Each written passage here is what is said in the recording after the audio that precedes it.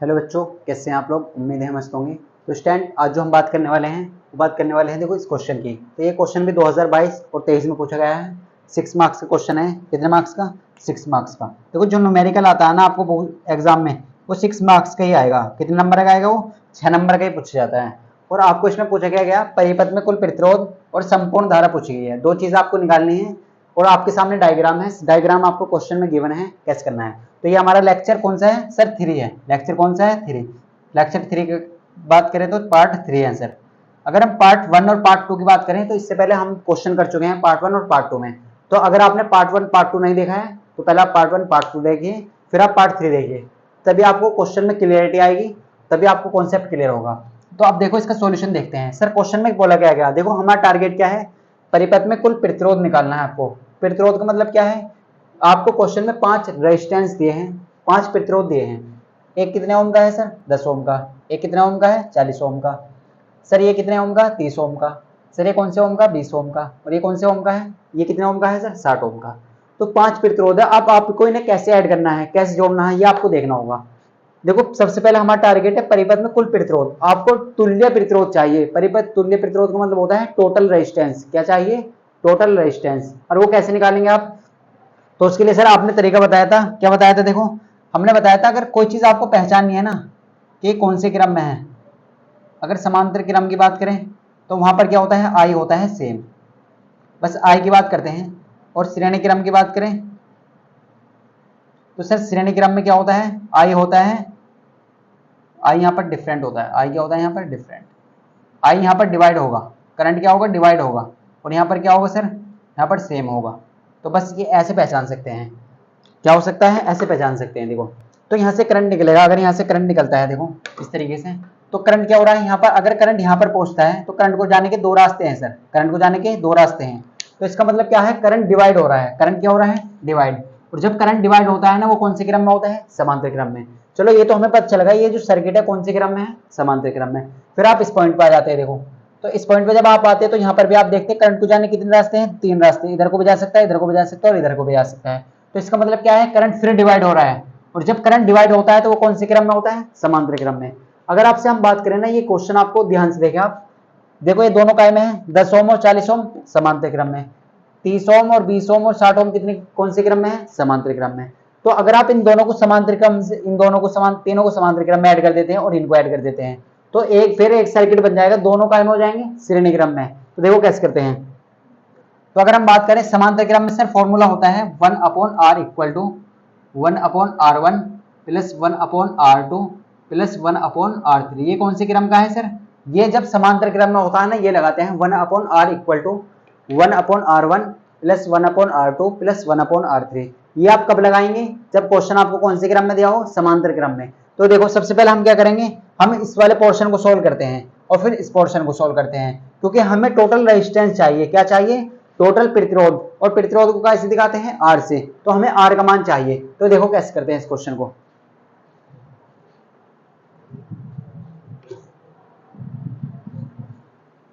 तो अगर हम बात करें इस क्वेश्चन की, आपको तो क्वेश्चन कैसे करना है। अब इन ये कौन से क्रम में है सर? ये दोनों कौन से क्रम में है? तो आप कहेंगे सर ये श्रेणी क्रम समांतर क्रम में है। कौन से क्रम में है सर? समांतर क्रम में। तो हम किसका सॉल्यूशन कर रहे हैं? फर्स्ट का सॉल्यूशन। आप यहाँ पे देखेंगे फर्स्ट का सॉल्यूशन। किसका सॉल्यूशन? फर्स्ट का। हमें क्या चाहिए? आर चाहिए। अगर हम ऐसे बात करें आपसे फर्स्ट के सॉल्यूशन में 10 ओम व 40 ओम कौन से क्रम में? देखो जब आप इस तरीके से लिखेंगे ना तभी आपको मार्क्स मिलेंगे। 10 ओम और 40 ओम को कौन से क्रम में जोड़ने पर? समांतर क्रम में जोड़ने पर। कौन से क्रम में? समांतर क्रम में। सर समांतर क्रम में कैसे ऐड करते हैं? 1/r करके। तो हम ऐसे कह सकते हैं, हमें क्या निकालना है? 1/r डैश मान लेते हैं।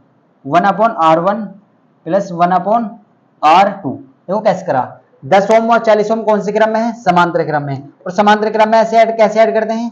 1/r करके 1/r1 प्लस 1/r2। तो हम ऐसे कह सकते हैं, ये जो 10 ओम है इसे आप r1 कह दीजिए और ये जो 40 ओम है इसे आप r2 कह दीजिए और वैल्यू रख दीजिए। यहाँ पर आप क्या करेंगे? बस वैल्यू रखनी है आपको। तो 1/r डैश किसके बराबर आ जाएगा सर? 1/r1 कितना है? 10 ओम प्लस 1/r2 कितना है सर? 40 ओम। अब आप सोल्व करना जानते हैं, सोल्व करना आपने मैथ्स पढ़ा है तो सोल्व करना आप सब जानते हैं। तो कैसे करेंगे? देखो 1/r डैश इक्वल टू, अब देखो 10 और 40 का एलसीएम लीजिए। 10 और 40 का एलसीएम लीजिए। तो आप कहेंगे सर 40 आ जाएगा। कितना आ जाएगा? 40 आ जाएगा। अगर आप इस 10 से 40 को डिवाइड करेंगे ना, कितनी बार कटेगा? 4 बार, और 4 के ऊपर मल्टीप्लाई कर दीजिए 1 में, 4 एकम 4। 40 से 40 को डिवाइड कर दीजिए तो एक आएगा, और एक के एक में करेंगे तो एक ही बनेगा। 1/r डैश इक्वल टू, देखो आप इसे सोल्व कर लीजिए यहाँ पर, तो कितना हो जाएगा? 5/40। कितना आ जाएगा? 5/40। अगर आप इसे ऐड करेंगे ना, 4 और 1 5 और नीचे 40, तो 5 एकम 5, 8 पंजे 40। तो 1/r डैश की वैल्यू कितनी आ चुकी है? 1/8 आ चुकी है। कितनी आ चुकी है? 8। लेकिन आपको r डैश चाहिए, हमेशा क्या करना आपको?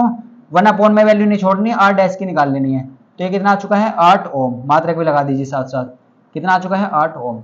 तो हम ऐसे कह सकते हैं r डैश की वैल्यू कितनी आ चुकी है? 8 ओम आ चुकी है। तो जब आपने इन दोनों सर्किट को, यानी कि सर्किट को आपने सोल्व किया, तो कितनी वैल्यू मिली आपको? 8 ओम। तो टोटल रेजिस्टेंस कितना है इस सर्किट का? 8 ओम। इसी तरीके से इस सर्किट का निकाल लीजिए। तो हम ऐसे कहेंगे, हम क्या कहेंगे? 30 ओम, 20 ओम व 60 ओम को कौन से क्रम में जोड़ने पर? 30 ओम, इस तरीके से लिखे आप, 30 ओम, 30 ओम, 20 ओम व 60 ओम को कौन से क्रम में? सर समांतर क्रम में। कौन से क्रम में सर? समांतर क्रम में। अगर हम आपसे बात करें समांतर क्रम की, देखो तो समांतर क्रम में कैसे ऐड करते हैं? 1/r equal to 1/r1 plus 1/r2 plus 1/r3। तो कौन से क्रम में ऐड करेंगे सर इन्हें? 1/r बराबर 1/r1 plus 1/r2 plus 1/r3। तो हम ऐसे कह सकते हैं सर, r1 की जो वैल्यू है वो कितनी है? 30 ओम। r1 की वैल्यू 30 ओम। r2 की वैल्यू कितनी है सर? 20 ओम। आप r1, r2, r3 किसे मान सकते हैं? सेम ही आंसर आएगा। और r3 कितना है सर? 60 ओम। कितना है? 60 ओम। अब देखो फॉर्मूला अप्लाई करते हैं, तो आप क्या करेंगे? इसे नोट करेंगे पहले। अगर आपने ये नोट कर लिया तो सिर्फ कर देते हैं। देखो समांतर क्रम में आपको याद रखना है 1/r करके ऐड करते हैं। कैसे करते हैं? 1/r करके, उल्टा करके, यानी कि आप ऐसे कह सकते हैं उल्टा करके। तो आपको क्या मिल जाएगा? देखो क्वेश्चन की ऐसी कंडीशन आ चुकी है, ऐसी आ चुकी है 1/, इसे आप कहेंगे r double dash. r double dash, r double dash का मतलब क्या है? इसे आपने r डैश कहा था, तो इसे कहेंगे r डबल डैश। तो ये किसके इक्वल हो जाएगा? ये हो जाएगा 1/r1 plus 1/r2 plus 1/r3।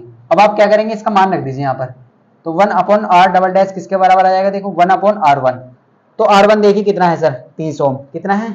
30 ohm plus 1/r2। r2 का मान बताइए। r2 का मान कितना है सर? 20 ओम। अगर बात करें आपसे r3 की, तो r3 कितना है सर? 60 ओम।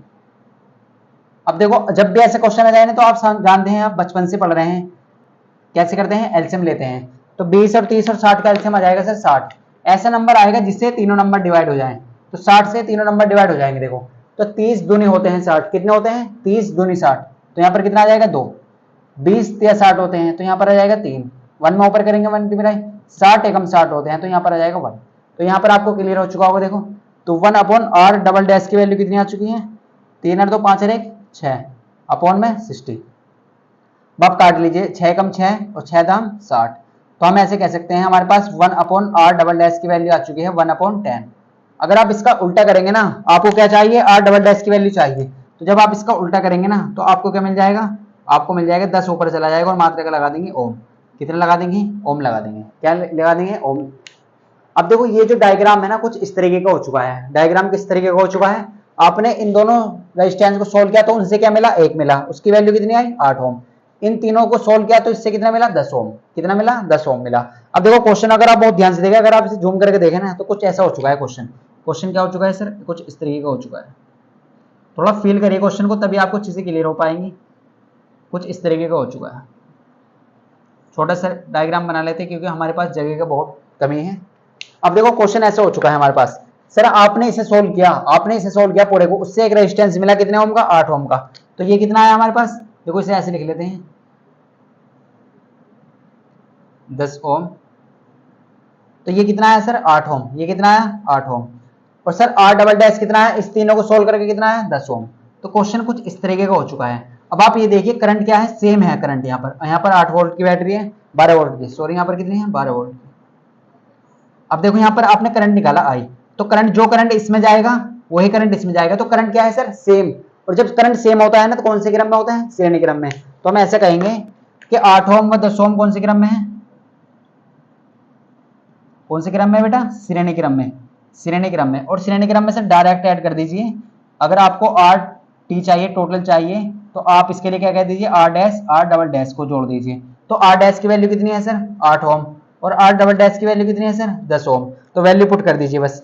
तो आर टी यानी कि आर टी चाहिए ना, टोटल चाहिए, टोटल प्रतिरोध, संपूर्ण कुल प्रतिरोध को टोटल निकालना है। तो आर टी कैसे निकालेंगे, आर डैश का मान कितना है सर 8 और आर डबल डैश का मान कितना है सर 10। तो टोटल कितना आ चुका है सर 18 ओम। कितना आ चुका है 18 ओम। तो आप इसे ऐसे लिख सकते हैं यहाँ पर करके थोड़ा सा अच्छा करके कि जो आर टी है ना, जो आर टी है वो कितना आ चुका है, आर टोटल तुल्य प्रतिरोध कितना आ चुका है सर, वो आ चुका है तुल्य प्रतिरोध 18 ओम। कितना आ चुका है 18 ओम। तो एक पहला पार्ट तो हमारा हुआ खत्म। अब सेकंड पार्ट भी क्या इतनी बड़ा होगा सर, नहीं, क्योंकि सेकंड पार्ट तो बहुत आसान है। क्या निकालना है सबको, आई निकालना है, बस आई निकालना है। तो आई कैसे निकालेंगे, तो आप पहले वीडियो को पॉज करेंगे और इसे नोट करेंगे, फिर बात करते हैं आई की। तो आई बहुत सिंपल है निकालना, पहले आप इसे नोट करिए।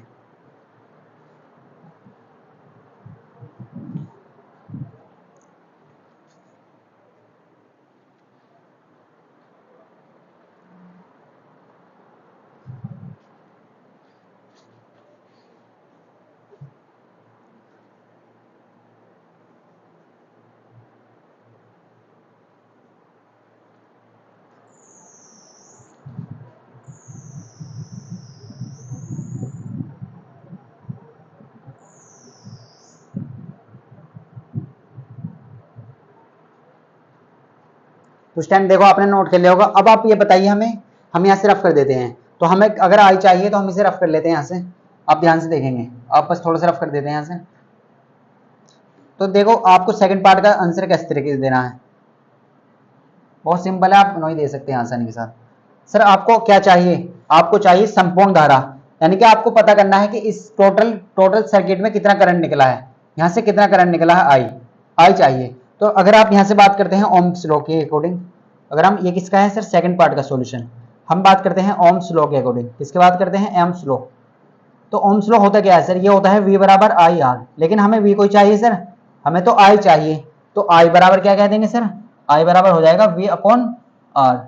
लेकिन R क्या चाहिए, R टोटल चाहिए, इक्विवेलेंट चाहिए, तुल्य प्रतिरोध चाहिए, क्योंकि R तो हमारे पास ये भी R है, ये भी R है, ये भी R है, ये भी R है, ये भी R है। तो कौन सा R लें, R लेना है हमेशा टोटल। तो पहले R टोटल हमने क्यों निकाला, क्योंकि हमें R टोटल चाहिए था, इसमें R तुल्य चाहिए था। तो I बराबर क्या आ जाएगा सर, V कितना है क्वेश्चन में, V है 12। क्या आपको आपके दिमाग में आ रहा होगा सर इस V का यूज नहीं करा आपने, 12 वोल्ट क्यों लिखा हुआ, तो इसका यूज यहाँ पर होगा इस तरीके से। और RT कितना है सर 18। तो सोल्व कर लीजिए, देखो 6 दूनी होते हैं 12 और 6 होते हैं 18। तो I बराबर कितना आ चुका है 2/3, और इसे सोल्व करके कितना आता है 0.66, कितना आता है 0.66। तो करंट कितना है, तो पहला क्वेश्चन हमारे पास था, उसका मान आया है RT यानी कि तुल्य प्रतिरोध, यार R इक्विवेलेंट भी लिख सकते हैं तुल्य प्रतिरोध को। तो वो आया है सर हमारे पास 18 ओम। और सेकंड का जो आंसर आया वो क्या आया सर, सेकंड का जो आंसर आया आई का मान वो आया 2/3 को क्या लिखते हैं 0.66 एम्पियर। तो यही क्या है आपके, ये दोनों क्या है सर आपके, ये दोनों आपके आंसर है। इस तरीके से आपको ये क्वेश्चन करना था, और 2022 और 23 में 6 मार्क्स का पूछा गया। तो सिंपल क्वेश्चन आते हैं, बस आपको उनकी प्रैक्टिस करनी है। आपको क्वेश्चन को देखकर घबराना नहीं है, अगर आप क्वेश्चन देख घबराएंगे तो फिर आपको क्वेश्चन कभी नहीं हो सकता आपसे। आपको देखो बहुत सिंपल सा क्वेश्चन दिया जाता है, 6 मार्क्स का आया था। तो ऐसे क्वेश्चन एग्जाम में आ रहे हैं, 2024 में भी ऐसे क्वेश्चन आए हैं। अगर आप 2025 की प्रिपरेशन कर रहे हैं ना, तो आपको ऐसे क्वेश्चन की प्रैक्टिस बहुत अच्छे लेवल की करनी है। तो हमने आपको बहुत सारे क्वेश्चन कराए हैं। तो देखो अगर आपको ये चैप्टर पूरे अच्छे तरीके से पढ़ना है ना डिटेल्स में, तो आप हमारे दूसरे चैनल पे जाइए एक्सेल क्लासेस पर, या हम डिस्क्रिप्शन में पूरे चैप्टर का लिंक दे देंगे। विद्युत चैप्टर का नाम है विद्युत, तो आप वहां से देख लीजिए, तो आपको हर एक कॉन्सेप्ट क्लियर हो जाएगा, कॉन्सेप्ट क्लियर हो जाएगा। हमने आपको सब चीज करा रखी है वहां पर, हमने क्वेश्चन बहुत डिफरेंट टाइप के क्वेश्चन कराए हैं, अच्छे लेवल के क्वेश्चन कराए हैं, तो आप वहां से भी देख सकते हैं। तो इस तरीके से आपको कॉन्सेप्ट क्लियर होगा, तभी आप क्वेश्चन लगा पाएंगे। तो आप अपने अनसोल्ड में से क्वेश्चन लगाइए, इस तरह के क्वेश्चन की प्रैक्टिस करिए, क्योंकि ऐसे ही क्वेश्चन एग्जाम में बार बार आ रहे हैं, और आप जब इनकी प्रैक्टिस करेंगे ना, तो आपको तभी क्वेश्चन कर पाएंगे। एग्जाम में अच्छे लेवल के क्वेश्चन आते हैं, देखो जिस तरीके के क्वेश्चन है, देखने में थोड़ा डेंजर से, लेकिन है बहुत सिंपल। तो सिंपल कब लगेगा, जब आपको कॉन्सेप्ट आता होगा। आपको समांतर क्रम का पता होना चाहिए कि समांतर क्रम में कैसे ऐड करते हैं, आपको श्रेणी क्रम का पता होना चाहिए कि श्रेणी क्रम में कैसे ऐड करते हैं। तो आपको ये सब चीजें तभी पता चलेगी जब आपको कॉन्सेप्ट आएगा। और कॉन्सेप्ट कैसे आएगा सब आपको, आप हमारे डिस्क्रिप्शन में जाइए, वहां पर पूरा लिंक है, वहां पर आप देख सकते हैं। तो स्टूडेंट आई होप आपको सब चीजें क्लियर हो चुकी होंगी। अगर आपको ये क्लास अच्छी लगी है ना, तो क्लास को लाइक जरूर करें, और अगर आप चैनल पर न्यू हैं तो चैनल को सब्सक्राइब कर लें, क्योंकि ऐसे ही वीडियो आने वाली हैं। इस चैप्टर के सभी क्वेश्चन आने वाले हैं, फिजिक्स के, केमिस्ट्री के और बायो के, सभी के और मैथ के। तो स्टूडेंट आई होप आपको ये सब चीज़ें क्लियर हो चुकी होंगी। तो मिलते हैं आपको नेक्स्ट पार्ट में, पढ़ाई करते रहिए। नेक्स्ट पार्ट में जो हम बात करेंगे ऐसे क्वेश्चन की बात करने वाले हैं जो 2023-24 में पूछे गए हैं। तो स्टूडेंट पढ़ाई करते रहिए, प्रैक्टिस करिए इनकी अच्छे से, तभी आप क्वेश्चन कर पाएंगे। तो मिलते हैं आपको नेक्स्ट पार्ट में, पढ़ाई करिए।